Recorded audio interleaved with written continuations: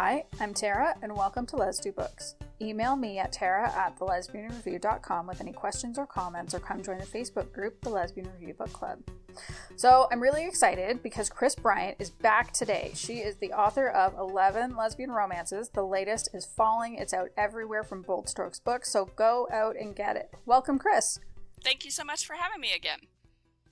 So we're going to be talking about first-person stories today. I was reading a particularly good one recently that got me thinking about how much I really enjoy these, and I wanted to fangirl about them. So when I put out a call in the Lesbian Review Book Club, just to see who else loved them, you put your hand up, and I thought, well, yeah, of course. How perfect. Because you also write them. I do. So I was wondering if you could just first talk a little bit about what is it like writing first-person stories? Why do you write them? What do you like about them? What makes these kinds of stories special to you? Well, I love writing first-person because then I'm in the mind of the main character.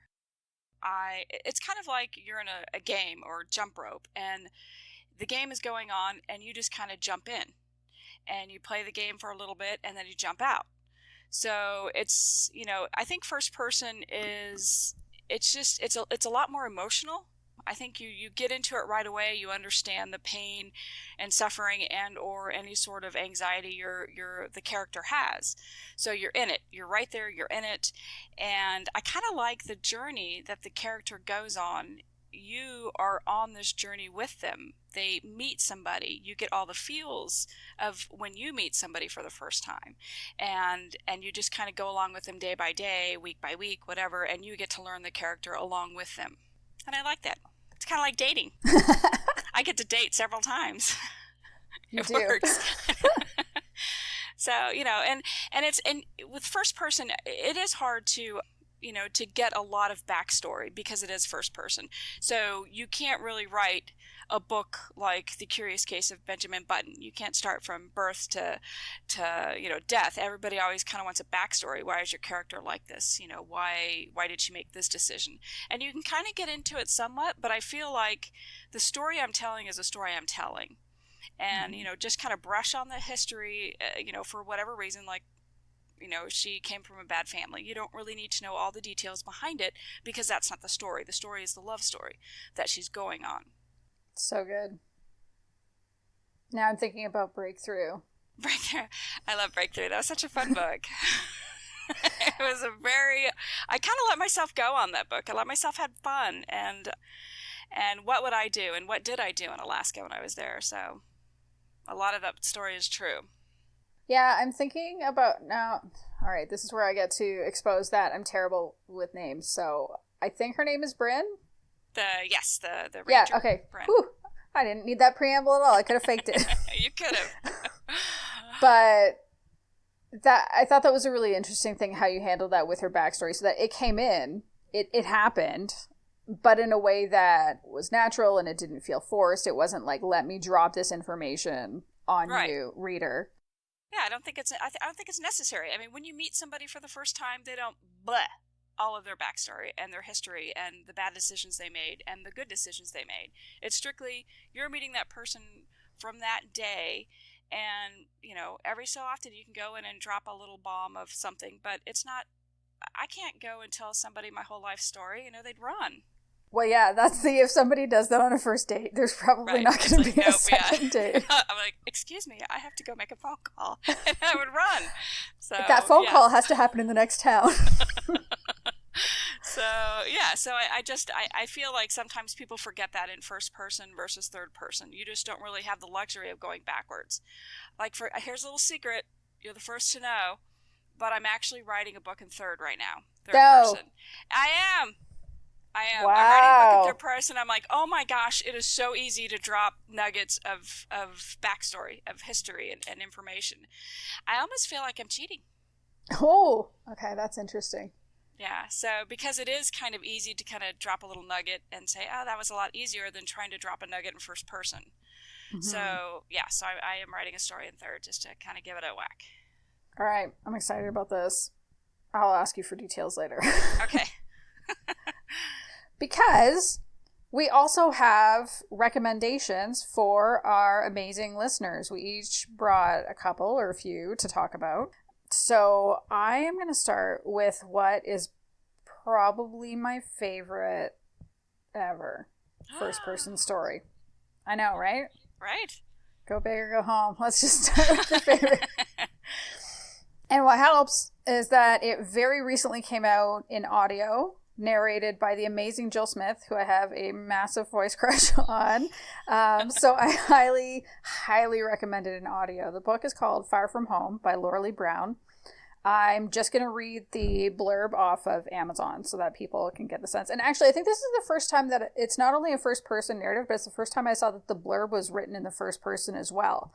So right away, you get that voice of the narrator. So here it is.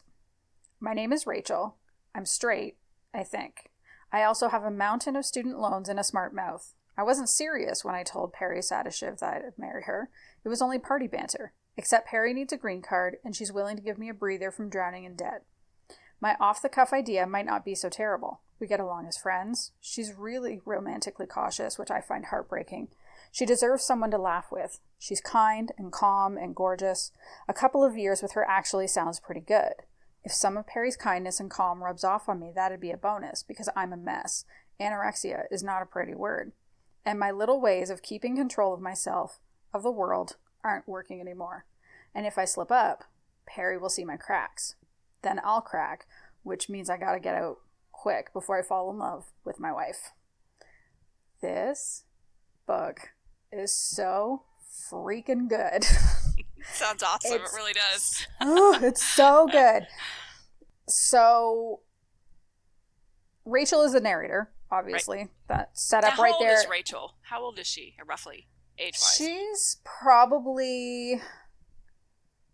I would say she's probably in her mid to late 20s. It doesn't say for sure, but she's done a master's degree. So she's old enough to have done a master's degree and to have been working for what sounds like it's been at least a year, probably more like a couple or a few years. Okay. And when we meet her, and I don't feel like this is giving too much away because it says like right there in the blurb that she has anorexia. When we meet her, she still thinks that she's in recovery. And as we go through the book, it becomes more and more clear that she's not. But she still doesn't really realize it. And Lorelie Brown just like so beautifully did this. I mean, I have never experienced anorexia, so I can't actually say like how true it is, but it feels very true. And I've seen other people say that it's a very good portrayal. And so we see how her mental illness informs so many of her thoughts and her perspective, and where it really comes up especially well is in her interactions with Perry, because she constantly feels like she's not good enough for Perry, because Perry is so, she's kind, she's gorgeous, she's accomplished, she's kind of all of these things, and she feels like she'll never measure up to what Perry actually needs. And then on the other hand, we see what Perry's actually saying. And so that like the perception doesn't match with the reality of Perry's words and deeds.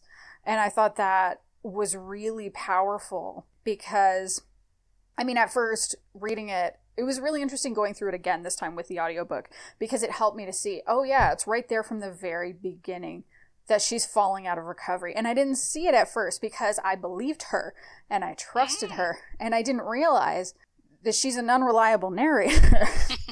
Oh, that's awesome. So, yes, highly, highly, highly recommend this one. It sounds really good. It really does.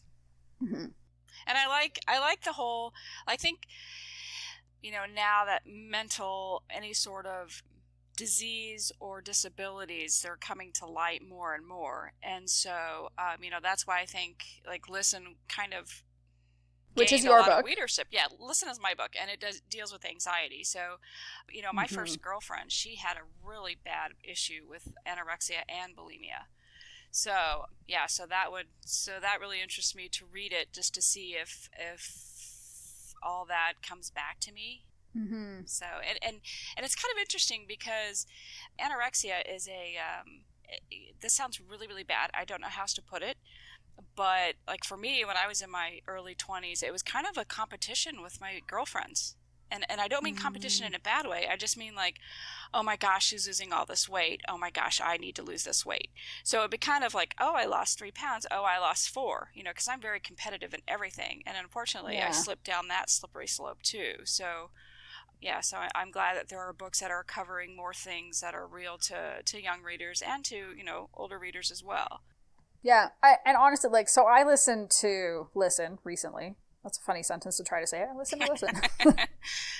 And I can't remember. I don't know if my half of the review is out on the Lesbian Review yet, but I know for me, because anxiety is a thing that I deal with all the time. So for me, I found that really kind of helpful and affirming. And like, my anxiety doesn't necessarily look like her anxiety, but it's still nice to see yourself, especially in that deep perspective, and say like, oh yeah, it's somebody else who absolutely hates going out with coworkers, and they're not just a weirdo, it's just part of who they are. Yeah, exactly. And somebody who does suffer from anything, whether it's, anxiety or anorexia or anything, they need to understand that they do struggle, there is help, and you can have a normal life, what you deem normal, what you want. You want love, you can have that, you're worthy of it. And so I think that was important, and I think it is important now to get that across to readers, especially now that we're gaining more readership from younger readers.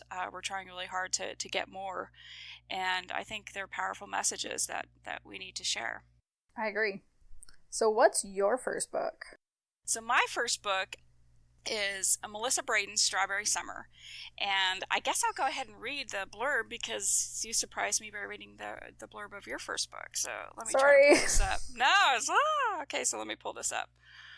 Margaret Beringer didn't have an easy adolescence. She hated her name, was less than popular in school, and was always cast aside as farm kid.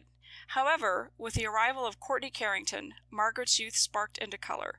Courtney was smart, beautiful, and put together, everything Margaret wasn't. Who would have imagined they would fit together so perfectly? But first loves can scar. Margaret hasn't seen Courtney in years, and that's for the best. But when Courtney loses her father and returns to Tanner Peak to take control of the family store, Margaret comes face to face with her past and the woman she desperately tried to forget. The fact that Courtney has grown up more beautiful than ever certainly doesn't help matters. So, the reason why I picked Strawberry Summer is because it has it's a very complete book, especially in first person. You have the main character.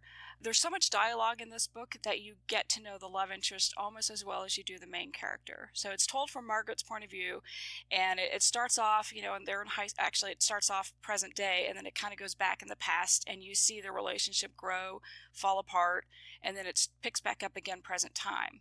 But the reason why I like it so much is not only is it, obviously well written, it's also, you get everybody's story. And there's strong support characters in this book too, and it's kind of fun. And you're like, hey, I kind of want to go to visit Tanner Peak and go to the strawberry farm, and it's it's not just a fluffy story. There's so much going on, and there's so much depth to it that is certainly one of my favorite first person books. And it's a very successful book for Melissa. I love that book so much. I know, and like my favorite part, and I'm not going to try to ruin anything, but I love Margaret's family. They're very well put together. You just love the characters. You love the mom, you love the dad and the brother. Mm-hmm. And when she comes out to her family, that's like such a great scene. And I just figured that, I think a lot of people need to see that it can be a positive thing. And it was so cool. It made me smile the whole time reading it. And then when I reread it, I was like, oh yeah, that's right. I forgot this was such a good scene. So yeah. I really appreciated that scene. My favorite thing about that book, and it's kind of hard to articulate, but I'm going to take my best shot at it. When she's writing them in high school, it feels like a young adult book. When she's writing them in college, it feels like a new adult book. When she's writing them in the present, it feels like a contemporary romance about adults. And it never feels disjointed. That shift doesn't feel weird. It doesn't feel unnatural. It feels actually very natural, because all the while we have that same perspective telling the story. So it's almost like the book grows up as they grow up. Yeah, no, I agree. I agree. You see Courtney, she's kind of upper echelon. She's, she comes from a wealthy family. So you kind of get that hint of polish with her. Even when she is in high school, you can tell that there's some sort of, I guess, just high class. But yeah, I agree. She kind of keeps that throughout the way, but you also see Courtney loosen up too. Yeah. And become more down to earth. And so it's kind of nice to see the whole progress since juniors in high school all the way to, mid-20s, I think. So yeah, that's a great book. I loved it. Yeah. You're listening to The Lesbian Talk Show. TheLesbianTalkShow.com, your hub of podcast information. So my next book is actually the book that inspired this podcast. So it is called Anyone But You by Chelsea M. Cameron. I'm going to say right off that I'm not going to try to pronounce one of the last names because it is Icelandic and I don't know how to do that. Okay, so here goes. Things are going great for Sutton K, or at least they were. Her yoga studio is doing well, she's living with her best friend, and she just got 2 kittens named Mocha and Cappuccino. Sure, she doesn't have a girlfriend, but her life is full and busy. Then her building is sold, and the new landlord turns out to be the woman putting in a gym downstairs who doesn't seem to understand the concepts courtesy and don't be rude to your tenants. Sutton can't get a read on Tuesday, can't pronounce her last name, but she can appreciate her muscles. Seriously, Tuesday is ripped. Not that that has anything to do with anything, since she's too surly to have a conversation with and won't stop pissing Sutton off. Sutton's life gets interesting after she dares Tuesday to make it through 1 yoga class, and then Tuesday gives Sutton the same dare. Soon enough, they're spending time working out together, and when the sweat starts flowing, the sparks start flying. How is it possible to be so attracted to a person you can barely stand? But when someone from Tuesday's past shows up and Sutton sees a whole new side of Tuesday, will she change her mind about her grumpy landlord? Can she? This book was a lot of fun because it is that enemies to lovers romance, and they start off super antagonistic. And Sutton really can't stand Tuesday. Tuesday's a total dick for a long time. And unlike Strawberry Summer or Far From Home, we don't actually get to know Tuesday very well. We do find out later on why she's so closed off, but because we have that deep view into Sutton and who she is and what she's like and all of that, I was really Team Sutton, go to hell Tuesday. So, but then kind of over time, I liked it was a really kind of gentle, slow, careful warming up to each other, getting to know each other. And even how do you deal with being wildly attracted to someone that you're not even sure you like? That's a thing for them, and it worked really well. So that as that happened, and seeing Tuesday talk about grappling with that, I'm super attracted to you. I'm kind of surprised that yoga is harder than I thought it would be, but I still don't know if I like you. And it's oh, okay, there's something to this person. She's actually quite lovely. And so do you get her personality just by conversations, or how is her personality portrayed to you, Tuesday? She's very, very brusque. She's very short, and she's also deliberately fucking with Sutton a lot of the time. So that's also kind of an interesting thing, because at first it's why would somebody be that rude? And then later it's oh, you're a cat. You're that kind of person. You're just gonna slide the glass off the table just because you're a cat kind of person. So, yeah. It was funny because it was kind of I have a tendency just as a human. I sound like an alien when I say that. As a human. I have put on a human skin. No. But so one of my tendencies with my friends or people that I like is that I often get quite protective. And I found it funny that I was actually getting quite protective of Sutton, and it's like, this isn't a real person. This is just a character. And that's why I was like, no, like, I want her to have good things, and why can't Tuesday be less of a jerk? And then it was kind of, the more I read, I was like, oh, I started to be kind of protective of Tuesday too. But it took her dropping some of her attitude and then finding out why she had that. And then it was like, oh, well, yeah, okay, I would probably be a dick too if I'd been through some of the things that she'd been through.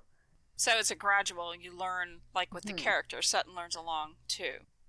Yes, exactly. Like, as Sutton figures it out, I kind of figured it out too. And I suppose even, like, if you're a careful and close reader, you might figure it out even kind of before Sutton does, because she also has that, like, frustration fueling her, and we get to be removed from that if we choose to.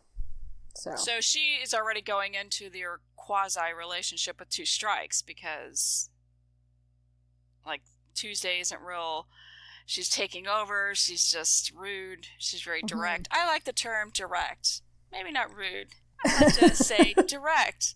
Lesbians can be direct sometimes. Not rude.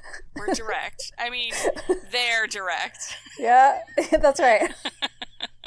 That's great. Wonderful. Yeah. I liked the element of them challenging each other to try their respective type of workout, because Tuesday makes it clear that it's like, well, yoga, what do you, like, who, come on, it can't be that hard. It can't be like CrossFit. Which it turns out, if you go to like an intermediate or advanced class, yeah, it's really hard. And on the other hand, Sutton was like, well, isn't it just like a bunch of meatheads doing CrossFit? Like, why is this even something I would want to do? And it was nice seeing them each realize that, like, oh, if I do this, it's going to help my own personal practice. Like, it was kind of a nice element of the story. Good. So they got to grow through athletics, more or less. And also athletics. That's right. Okay, so what's your second book? So my second book is actually the first-person book that I've ever read in lesfic. And I talked about it before. We did a podcast before, and it was Winter Jacket by Eliza Lentzski. You know, and it's kind of like, unlike Melissa Brayden, who, you know, you get to know the well-rounded characters up front. I like the way this book is, and this is kind of how I write, is there's mystery. You know, like, okay, I'll read you the blurb. I'll read everybody the blurb, and then we'll go from there. Okay. Here it is. It all started with a broken classroom heater, ... Graduate school prepares you for many things: the rigor of academic life, how to pull consecutive all-nighters, and living off of a meager stipend without having to roommate with cockroaches. Elle Graff might have made it through 6 years of graduate school, but she's not convinced she'll survive her first position as an assistant professor, because for all she's learned, graduate school never prepared her for dealing with a student crush. So we got a lot of tropes there. We have student-teacher, we have age discrepancy, and the reason why I like this book is because of the mystery, and I love the mystery of a new relationship, of any relationship, really. So you have this professor. She's teaching this English class, and the school is a liberal school, and it's kind of a Midwestern, super cold, old building that doesn't really have central heat or air, and so they have to rely on, like, pop-in type air conditioners and heaters. And one day it's in the wintertime and the heater doesn't turn off, so like the classroom is like incredibly hot, and she has this one student that doesn't take off her jacket. It's a navy winter puffy coat, you know, all the way, I think it goes down to past the knees, and the student keeps wearing it day after day. And so of course her attention's going to go to that, like, what's happening? Why is this girl not taking off her jacket?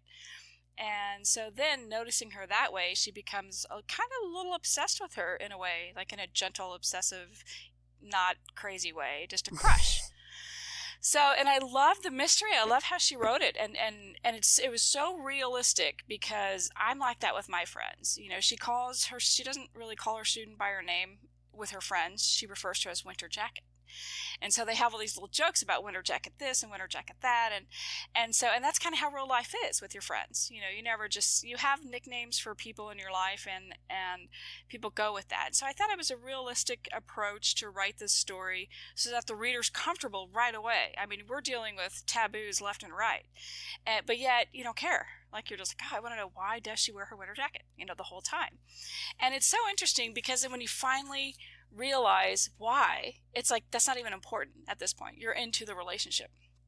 But it was kind of cool. It was a mystery. It was just like a relationship. You learned about Hunter, who is the student, winter jacket. You learn about her as the book progresses. It's not, there's like hardly any dialogue in the first, well, at least not with the student, in the first quarter of the book. So I like the whole journey. I like how they got to where they are. And I know it's a series, but the first book got me started on the whole, wow, first person's really cool. I like this idea. I like the mystery behind it. And so that's kind of how I write my books, is with the character growing and learning about the other person. Like I said earlier about relationships, you don't know who you're getting involved with, at the very beginning. They don't come with a resume and say, here's all the stuff I did that was really bad. Here's the stuff I could have gotten arrested for, or here's the stuff that, you should know about me. So that's kind of one of my favorites. Okay. I still haven't read it. What? I know, but I kind of feel like I should. I know. It's the problem of books that are available on Kindle Unlimited is that I tell myself, someday I'm just going to turn my Kindle Unlimited back on and then I'll read all of those. And then I don't do that because I'm constantly reading for review. Right. Well, and I think, I bought that back in 2013, I think is when I bought it. And I think that's when it came out. So I don't know at the time if they had Kindle Unlimited at that time. I really don't know. I don't know when Kindle Unlimited came about. And I wasn't published until 2014, so No? No, 2014. I don't know why I thought it was before that. No. I remember reading Jolt when it first came out. I really liked that book.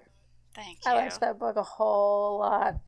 So the funny thing about Jolt, there's a couple of funny things. A lot, actually. I was just getting, involved in writing, and it was actually turned in third person. Oh.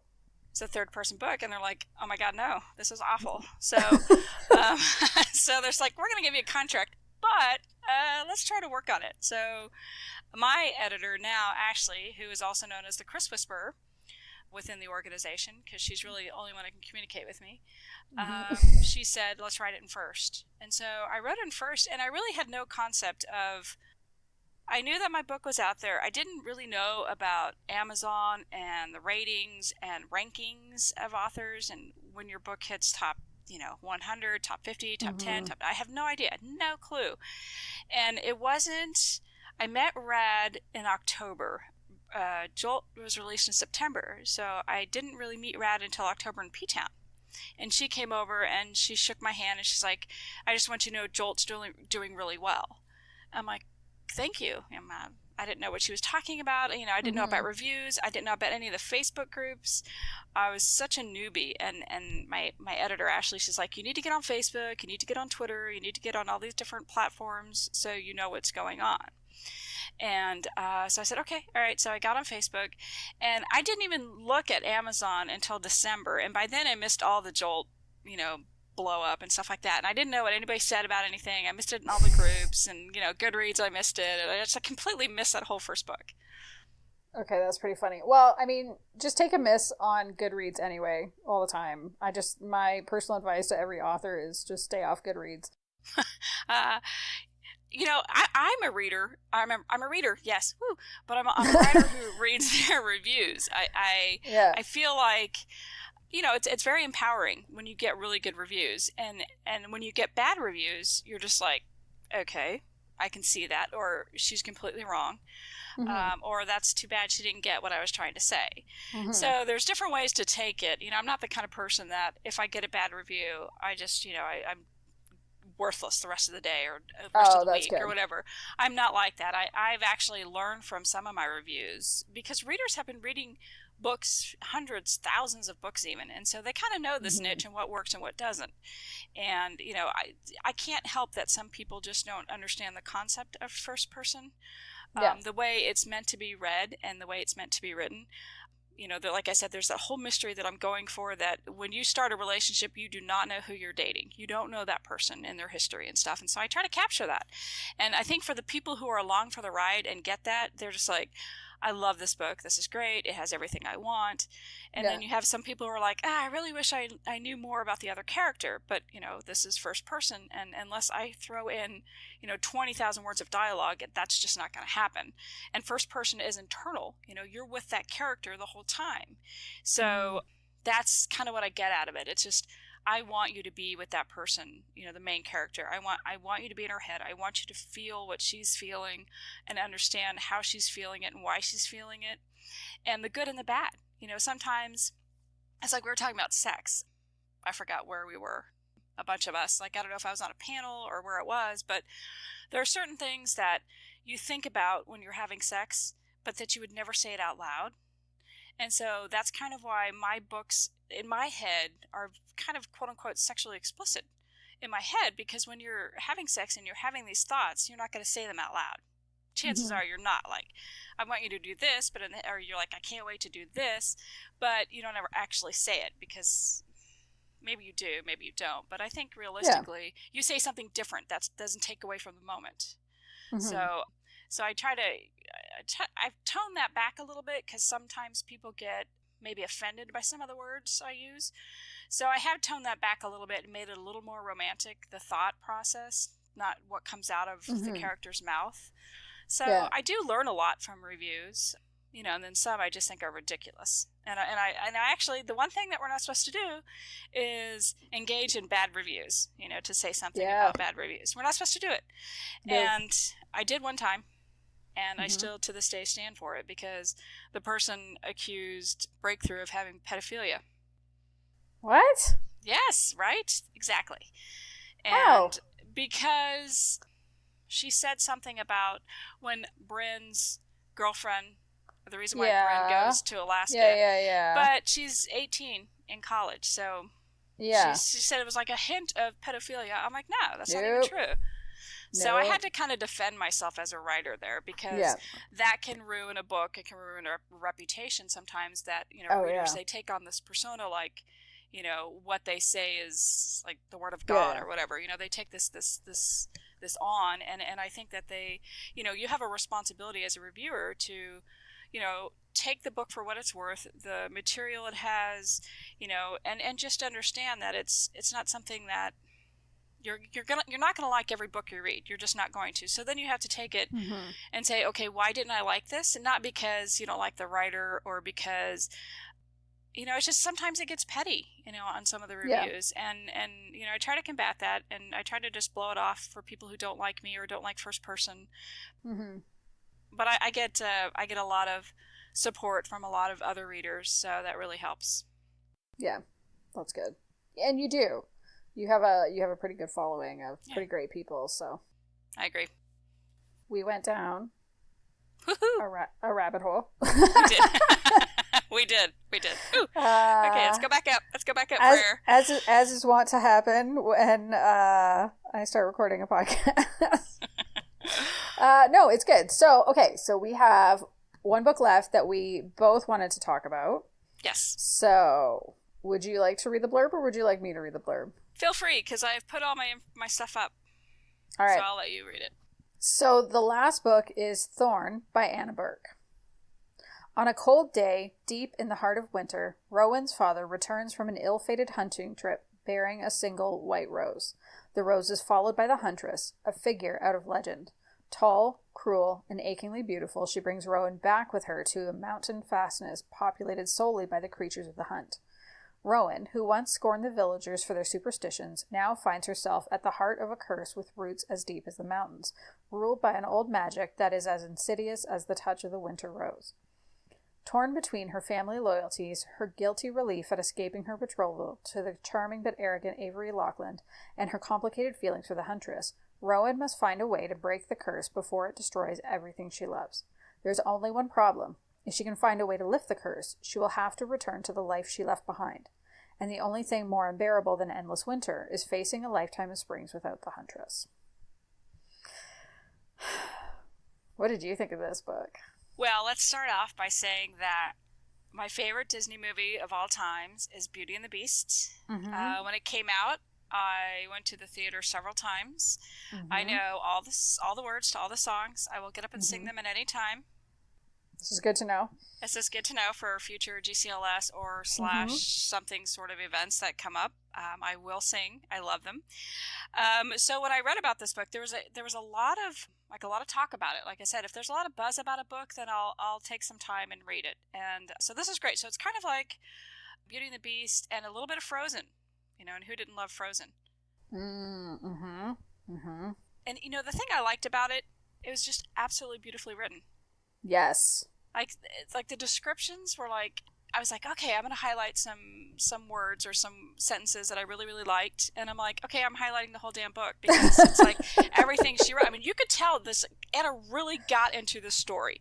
I mean, she was there.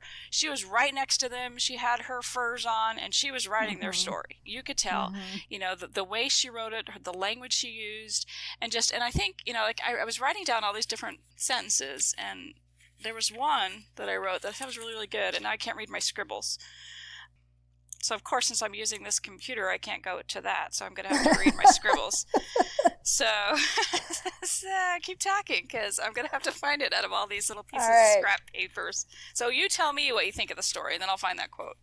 Oh, I absolutely fully agree. It is so beautifully written, so, like, the prose is almost poetic. Right. And the book is mostly told in the first person from Rowan's perspective, but the thing that I liked and thought was interesting was how at the end of each chapter we get a little bit that's told in the third person from the Huntress's perspective. So we still get to see some of what's going on with the Huntress that Rowan would never get to see. So we see sort of her almost more like physical journey, I suppose, right, to get them kind of together and for what they're doing. But at the same time, we're still kind of removed from the Huntress. She never becomes fully knowable to us in the same way that Rowan does. And that worked so perfectly. For me, anyway. The mystery. Yeah. The mystery. It works. The whole mystery thing works. Yeah, and I loved it. And like I said, there were so many good sentences in this book that it was really hard to narrow it down. But one, when this all kind of starts, when she finally realizes... when Rowan finally realizes what's going on, I wrote this down. This was past understanding, past reason, and certainly past the limits of my imagination. So she was pushed at the very beginning to try to understand this whole folklore, or what she thinks is folklore, and just kind of the rumors of the town and about the Huntress. And then she realizes, oh my gosh, this is kind of true. And so she can't quite understand. She's seeing it happen. She just doesn't believe it. It's unbelievable, literally, is what she's saying in that sentence. It's just that she can't grasp it. She can't understand it. But she could have just said, Anna could have just written down, I didn't understand it. But she says it in such a way, and you feel like this was written back in like the 16th century-ish, not by the words, but just the way it's written, by saying something a certain way. Like you said, it's very poetic almost. And so I really enjoyed this whole book from the beginning to end. I thought it was brilliantly written. Well, and I think it's that style of how she wrote it too that makes it still feel like a fairy tale. There are no dancing teacups in this book. Like, be warned, all fans of Beauty and the Beast, because it's a gorgeous retelling of Beauty and the Beast, and you're right, like it's totally got a Frozen vibe to it that I hadn't even paid attention to, because I knew like it was marketed as, hey, look at Anna rewrote Beauty and the Beast. But you're right, it's that perfect kind of fusion of those two stories, but it's quite a dark story, so it feels like a fairy tale, but from where, like, from the origins of fairy tales, not from how they've been sanitized for little kids. There's a threat. There's a darkness. Danger, yes. And her character is really put to the test in this. The Rowan's character, she's a like an oppressed woman of said century, and she doesn't believe that that's her fate. And so she kind of pushes against everything that is how her society is pushing on her as a woman. Okay, you're 17 or whatever, and you need to get married, and she doesn't really want all this because she likes somebody else, and so she's like a strong woman even when faced up against the huntress. She's strong, and even though there's not a teacup, there is a wolf pup. Boom. There is. There is an element of cuteness too. You have to find it, but it's there. I mean, so it kind of gives you everything. I think that the wolf pup is kind of symbolic as far as hope, newness, good from bad. And I think that kind of represents, that was so important to her, to have that wolf pup, and it kind of helped her. It sounds bad. It kind of helped her grow a little bit, and it's just a great book. I recommend it. You recommend it. Everybody should read it. It's true. I can't talk about anything else about it without getting into spoilers, and I don't want to do that because I just think people should pick it up and experience it. I don't want to spoil this book for anybody. Okay, did I spoil it just now? No, you did not. No. Okay, good. Good news. Good. So I'm just going to throw in a bonus book. I'm not going to read the blurb. I'm not going to go into depth with it, but I do want to give it a mention, an honorable mention, some might call it. It's called New Ink on Life by Jennie Davids. She is a brand new author. This is her first book, and it's out from Carina Press. It is about a tattoo artist and her new apprentice. It gives like that deep first-person point of view for both characters. It alternates between them. One of the characters might also be kind of a dick. There are also reasons for this. I apparently have a type that I like to read about. We usually call them ice queens, but whatever, And yeah, I think it was very hard for me to put down. See, now I'm not being particularly articulate again. Anyway, I really liked it. I had a hard time putting it down. It's not a perfect book, but it's a very good book, and it had a lot going for it. And I'm definitely going to be keeping an eye out for more stories by Jennie Davids, and I hope she does more first-person stories. Cool. Yeah, I like the concept tattoos. I mean, that's kind of a big thing now, especially in our society and what's accepted. And it's a hot button, so I like hot buttons. Hey, it was, actually, it was kind of fun for me reading it because I'm in the middle of a really big tattoo project. So it was kind of fun kind of getting to see some of that and like the dynamics in the shop and all that kind of stuff.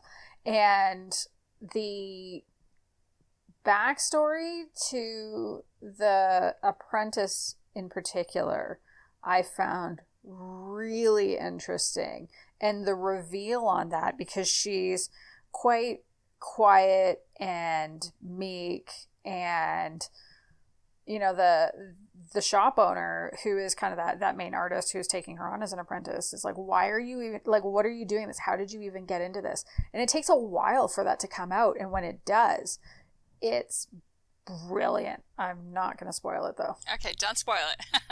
And what's it called again? It's called New Ink on Life. So, yeah. I think that is all for this episode. Where can people find you online, Kris, if they want to connect with you? If they want to connect with me, Facebook, Twitter, my email address is krisbryantbooks@gmail.com. My books are pretty much everywhere. They're on the Bold Strokes Books website, Amazon, Barnes & Noble, Target, things like that. So they can find me. Yeah. And I respond pretty much to all my emails and to all my messages. I was thinking messenger. I get a lot of messages on Messenger, so I try to keep everybody in the loop and respond as quickly as I can. Thank you so much for joining me for this episode. Thanks for having me again. It's always fun to be on this. Yay! All right, so I'm Tara, and you've been listening to Lesdu Books. Remember to email me at tara@thelesbianreview.com with your questions or comments. And if there's an author that you would particularly like to see on this show, reach out and let me know that too, because I am looking for people to join me all the time. If you've enjoyed this episode, please check out the show notes where you'll find a Patreon link for The Lesbian Talk Show, or visit patreon.com/The Lesbian Talk Show. Our patrons get exclusive content like bonus podcasts, author interviews, pretty cool stuff like that no one else gets access to. You can also join our Facebook group, The Lesbian Review Book Club, to talk about these books and anything else you're reading and loving. To find this and many other great shows, all you need to do is search for The Lesbian Talk Show on iTunes, Podbean, Stitcher, or Spotify.